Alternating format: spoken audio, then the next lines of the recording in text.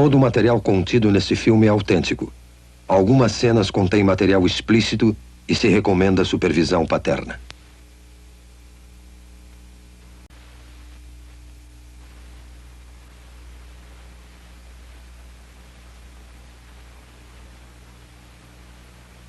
Agora podemos perceber o grito silencioso na face desta criança que agora enfrenta a iminente extinção. O grito silencioso.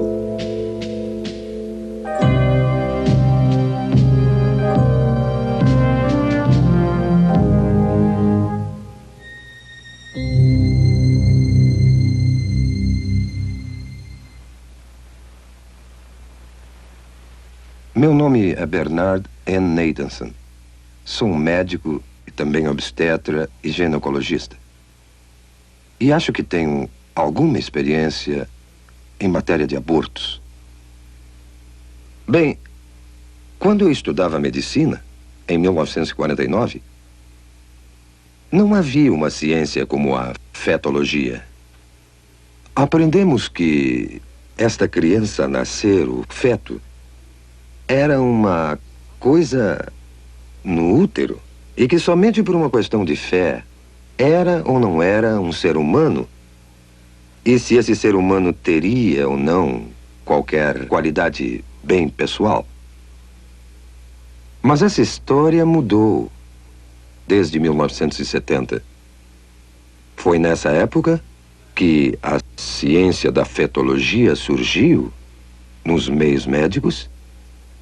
Surgiu pela mera apresentação de grandes e novas tecnologias, como a imagem ultrassônica, o monitor eletrônico do coração fetal, fetologia, histeroscopia, teste imunológico e uma série de outras novas tecnologias que hoje constituem, de fato, o corpo da ciência da fetologia.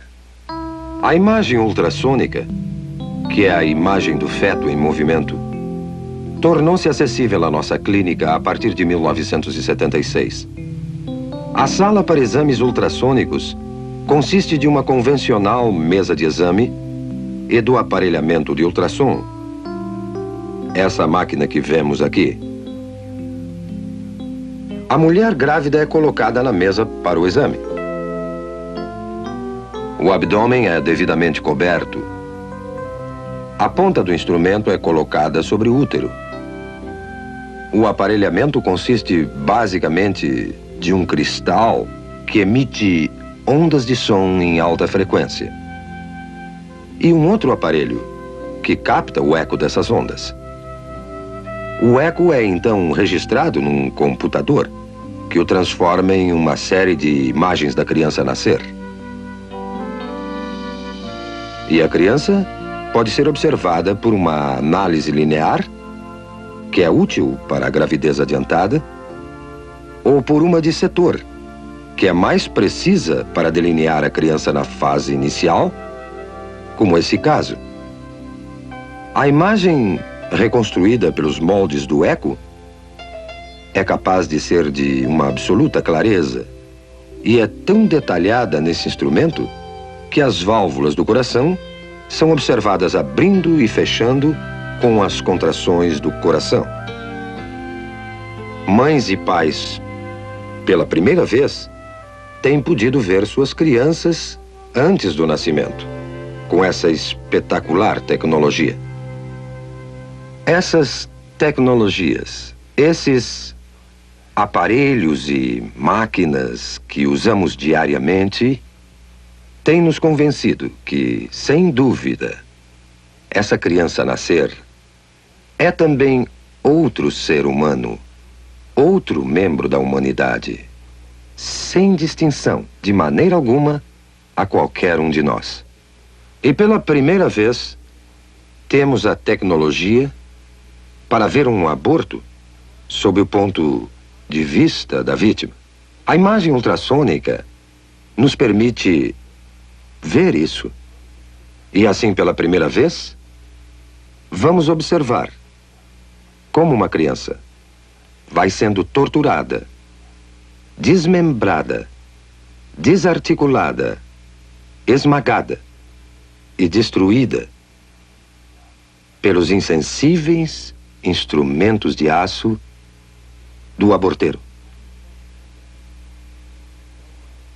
O que estamos vendo aqui é uma sequência do desenvolvimento de uma criança no estado pré-natal de vida, desde os primeiros momentos até o fim desta fase. Temos aqui uma criança de 4 semanas, de 8 semanas, de 12 semanas, de 16 semanas, 18 semanas, de 20 semanas e de 28 semanas.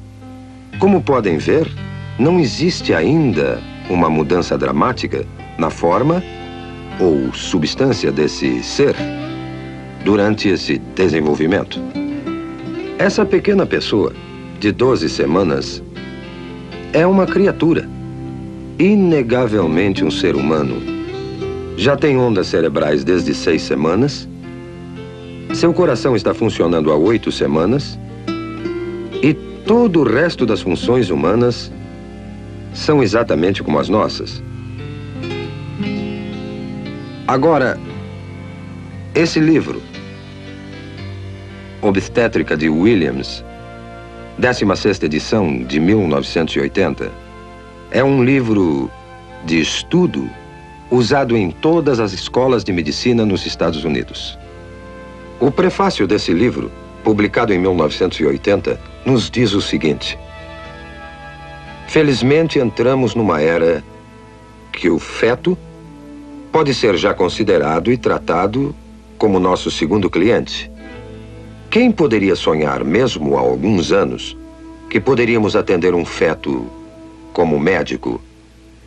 As tradicionais éticas médicas e conceitos nos dizem que não devemos destruir nossos clientes e nós juramos preservar suas vidas. Agora veremos como o aborto age no nosso segundo cliente. Temos então uma criança de 12 semanas no útero, o útero sendo esse músculo em redor da criança. Quando o aborteiro inicia o processo, primeiro coloca esse instrumento, conhecido como espéculo, na vagina da mulher e em seguida abre a fim de avistar o colo uterino aqui. Tendo avistado o colo, o aborteiro, então, pega esse instrumento, conhecido como tenáculo, firma-o seguramente com o espéculo no colo. Desta maneira, grampeia bem o tenáculo para afirmá-lo melhor ao colo do útero. Outro instrumento que é posto em ação é chamado sonda.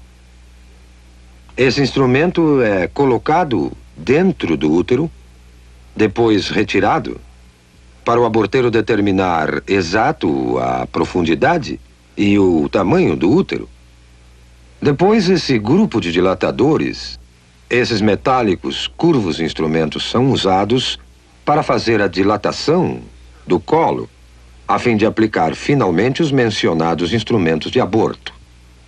O aborteiro primeiro introduz o mais fino desses instrumentos dentro do colo, a fim de dilatá-lo, girando o instrumento para uma parte mais larga, introduz essa ponta e vai então trabalhando através das várias graduações que aumentam o tamanho final do instrumento dilatador. Depois, passa a usar um instrumento conhecido como aparelho de sucção, o qual está sendo retirado de um recipiente esterilizado para seu uso. E então, isso será inserido no colo dilatado até chegar ao útero, para então perfurar o saco que cobre a criança, esvaziando do fluido que a cerca.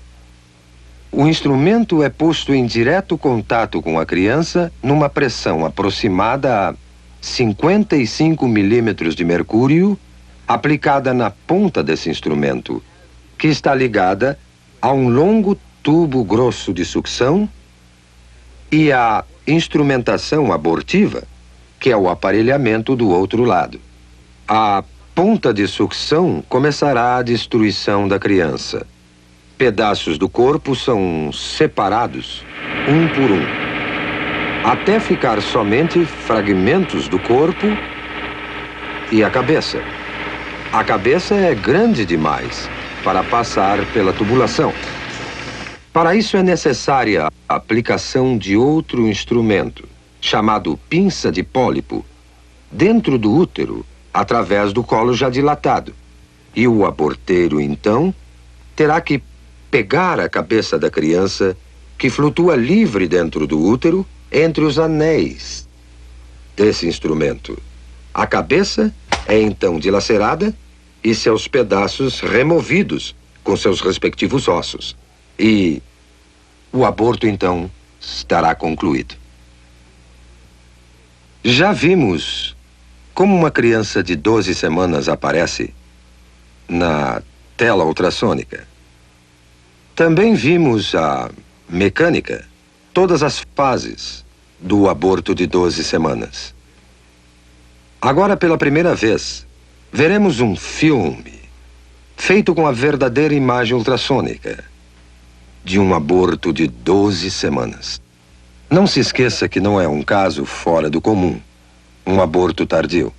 É um dos 4.000 casos de aborto feitos todos os dias nos Estados Unidos. Esse filme foi feito numa clínica de abortos. O médico que realizou o aborto foi um jovem que trabalhava em 2 diferentes clínicas de aborto ao mesmo tempo. Ele já havia feito mais de 10.000 abortos na sua vida. Quando lhe pediram para assistir uma exibição deste filme, ele ficou tão chocado do que ele fazia que saiu da sala por um momento. Voltou para ver o final, mas nunca mais fez outro aborto. A moça que manobrou a verdadeira câmera ultrassônica era uma feminista e a favor do aborto. Mas ela também ficou tão chocada pelo que viu nesta sessão de cinema que nunca mais quis discutir o assunto aborto. Mas vamos voltar ao filme em questão. Estamos observando um detalhe de uma verdadeira imagem ultrassônica de uma criança de 12 semanas. A criança está colocada nesta direção. Vocês estão vendo a cabeça da criança aqui, o corpo inteiro da criança aqui, e essa imagem é a mão da criança perto da boca. Olhando essa criança mais de perto, observamos o olho ou a órbita ocular aqui, o nariz da criança aqui, sua boca aqui, e até vemos o ventríloco do cérebro aqui. Esse é o fluido que enche os espaços do cérebro. Vemos o corpo da criança aqui, com as costelas em silhueta, e sua coluna vertebral atrás. Essa é uma área granulada de tecidos. Na parte superior, parece ser a placenta da criança. Podemos até distinguir aqui as coxas, as extremidades inferiores saindo do corpo, desta maneira. Agora, vamos à ação. Vemos o coração batendo no peito da criança. Suas batidas são de 140 por minuto aproximadamente.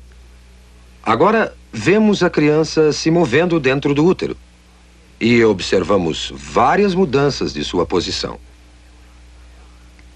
Ela ainda está colocada desta maneira e a boca está recebendo o polegar da criança. A criança está outra vez movendo-se calmamente no seu santuário.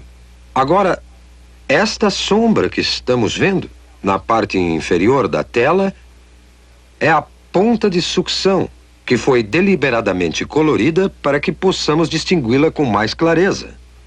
Mas o aborteiro dilatou o colo e está inserindo a ponta de sucção que podemos observar se movimentando na tela.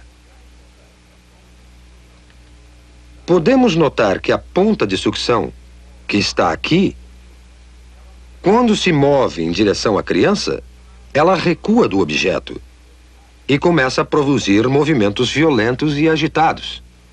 A criança se move com mais determinação. Sua posição muda constantemente e ela retrocede mais uma vez aqui. A ponta de sucção ainda não tocou na criança e mesmo assim ela permanece agitada e movendo-se violentamente. A criança virou agora outra vez de perfil e a ponta de sucção volta mais uma vez a aparecer na tela. A boca da criança está aberta, o que veremos mais uma vez em outro momento. Mas esta ponta de sucção, que vemos se movendo violentamente na parte inferior da tela, é um instrumento mortal, que eventualmente irá destruir a criança.